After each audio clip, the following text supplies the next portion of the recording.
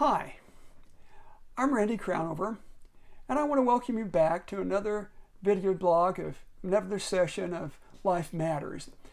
This week, we're going to be talking about something very important in our series about parenting, and that's about emotions. And yes, I put on a basically red shirt because this is emotions, and well, hey, I want to get your attention. All right, so I want to say a few words about emotions just real quickly in and of themselves. Emotions have been a real problem for us because at one point in time, emotions were thought as something that were just totally bad for you, and you had to suppress all of them. And if you let your emotions get to you, you really were in bad shape. And yes, there's truth to that, because what happens with this is our emotions take over our best thinking. And when that happens, all we do are good at making excuses. And we don't need any excuses in life. We need good, clear-headed thinking. At the same time, we found that emotions really work best when we look at them as like dashlights on our car. They come on and tell us we got a problem. Sad, glad, hurt, angry, scared, safe. All of those are the emotions I work with. Every one of them are vital and important, and every one of them tell us something about what's going on in life. The problem is if we let our emotions get too powerful for us again, it overcomes our ability to think logically. We can't come up and make good decisions about things, and life kind of starts to fall apart real fast. So learning to manage emotions is very, very important.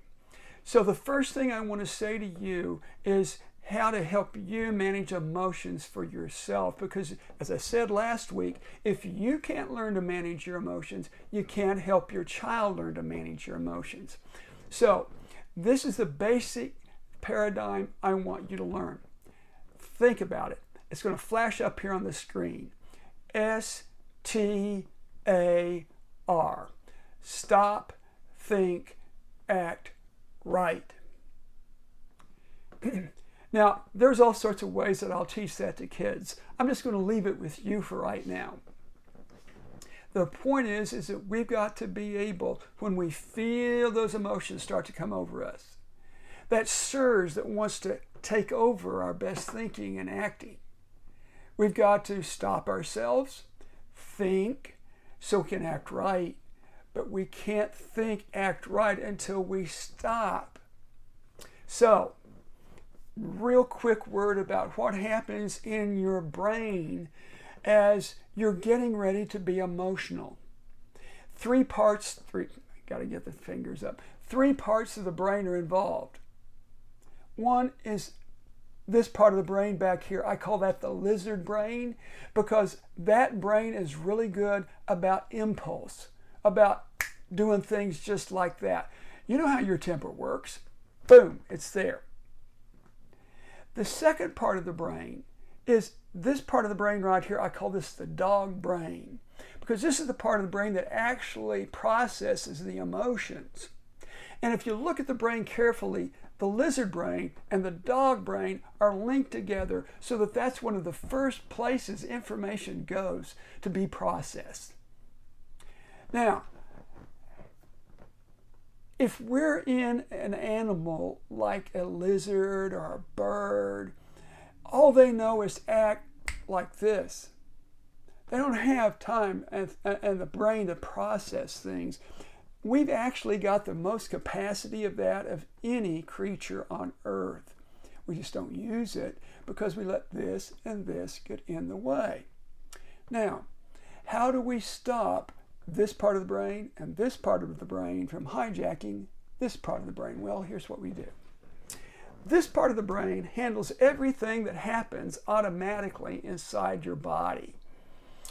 If you're breathing right now, it's because this part of the brain is regulating your breathing. Your heartbeat is regulated by this part of the brain. If you had a lunch, breakfast, or dinner, this part of the brain is helping manage the digestive process. That's what this part of the brain does. So if this part of the brain takes over something important from this part of the brain, the focus is now between here and here. What happens to the dog brain? The emotions. They're left on the side of the road. just waiting for somebody to talk to them. Can't get you. Now, there is one thing, two things actually, that this part of the brain can take over control of from this part of the brain. The first one's eye blinks. Like, that's going to stop the world, right? The most important thing is your breathing. You can ask, this part of the brain can ask this part of the brain to hold its breath. I want you to try it. Hold your breath right now. Take a deep breath and hold it. Now, when you can start thinking about being angry, you can breathe again. Don't breathe. Don't breathe. Because I know you can't think about being angry, so breathe. Go ahead and breathe now. Take a deep breath, breathe again. Rest assured you can do that. Here's the reality, is if you take and hold your breath, the conversation now between this part of the brain and this part of the brain is about breathing so that the rest of you survives. Has nothing to do with being emotional. You could stop the impulsive loop between here and here by taking a quick breath, holding it, and then letting it go. It stops this conversation, brings the conversation here, and now you can think clearly. Oh, yeah. That's why this new thing that's why meditation and the new science of mindfulness are so important to us, because they teach us to use our breathing to slow down our emotions so we can think clearly. Now, if you really want to practice with that, there's a couple of great apps. One is called Calm. I like to use that one. My son likes Headspace, probably because it's created in Australia, I believe, or Great Britain, and he loves the accent. Whichever works for you, that's fine. The piece is start today to learn to control you. Take over your emotions, take over your life, and help provide this foundation on which your children can build.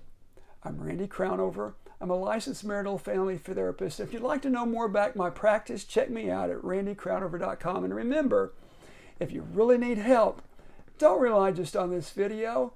Go find a good therapist, a licensed therapist, to help you figure it out. Look forward to seeing you next week.